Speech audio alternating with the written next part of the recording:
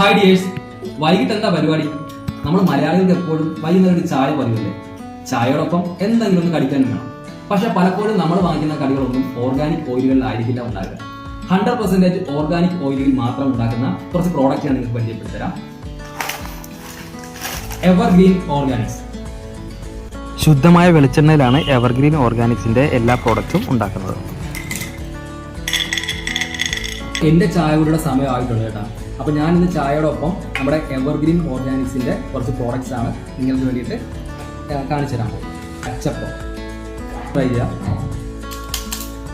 എണ്ണയുടെ ഒന്നും യാതൊരു ചുവയൊന്നും ഇല്ലാത്ത നല്ല ടേസ്റ്റ് ഉണ്ട് കേട്ടോ. നല്ല ക്രിസ്പി ആയിട്ട് നമുക്ക് കഴിക്കാം. ഞങ്ങളുടെ നാട്ടിൽ കാജാസ്മോൾ എന്നാണ് അറിയപ്പെടുന്നത്.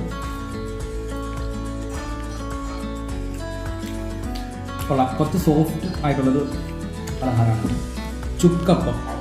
ക്യാപ്സ്യൂൾ പോലെയൊക്കെ വന്നിട്ട് നല്ല ക്രിസ്പിനെസ് ആയിട്ടുള്ളൊരു പൗഡാണ്.